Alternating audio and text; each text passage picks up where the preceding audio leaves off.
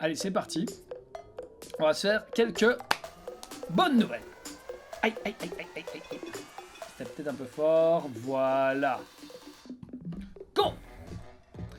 Alors, bonne nouvelle numéro 1, les avalanches. Attends, voilà, je remets le chat. Voilà. Bonne nouvelle numéro 1, l'Espagne refuse de consacrer 5% de son PIB à l'armement. Voilà. Alors, a priori, c'est fait plutôt pour des mauvaises raisons, hein, pour essayer de se rabibocher un peu avec la gauche que le président a déçu, blablabla. Bla bla bla, mais on s'en fout, parce que le fait est que c'est un des seuls pays, c'est même le seul pays qui a refusé de signer ça, et donc ça pourrait peut-être donner des envies à d'autres. Yes, bien joué l'Espagne, ouais. Bonsoir Rasmoussi, en passant. Alors, deuxième bonne nouvelle, et celle-là, je l'adore. Attention, tremble Israël, car tu as à présent un adversaire de taille face à toi, j'ai nommé la ville de Charleroi, qui vient de voter une motion contre les génocides, et donc contre le génocide israélien. Voilà, Charleroi. Sorti de nulle part, les Carolos disent « Ok, maintenant c'est fini, ça c'est nul ».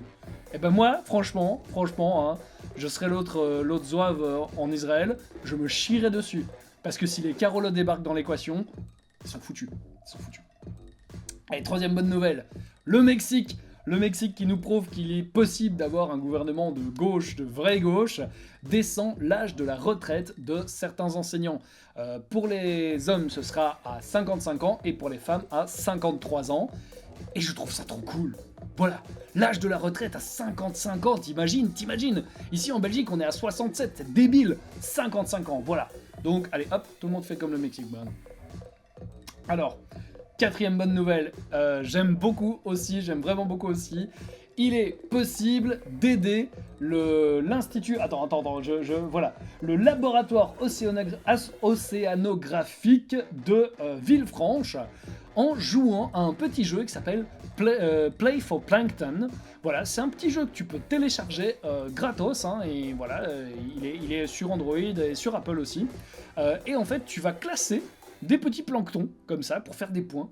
Et en fait, ça aide vraiment les chercheurs, parce qu'ils prennent des tas d'images de plancton, mais le problème, c'est qu'il faut après trier ces images, et ben toi, tu les aides à trier. C'est le jeu parfait pour quand tu vas aux toilettes. Tu prends 5 minutes, tu tries un peu du plancton, et le labo de Villefranche te remercie.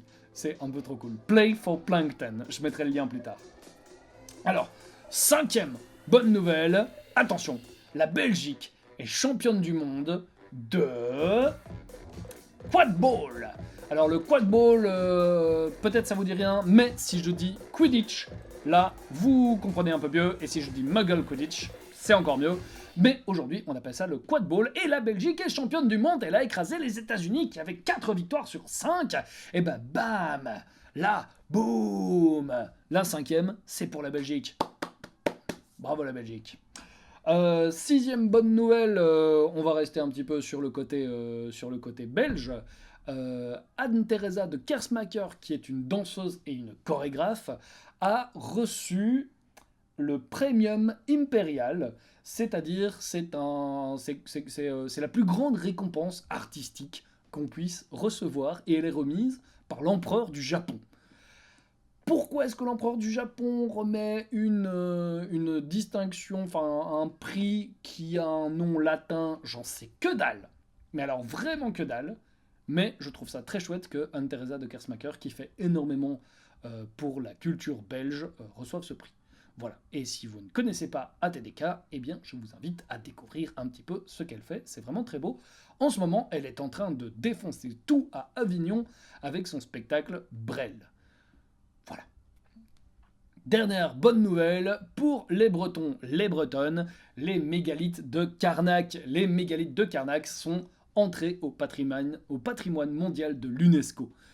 Hurrah, victoire, ça valait le coup de lever des foutus cailloux sur des kilomètres.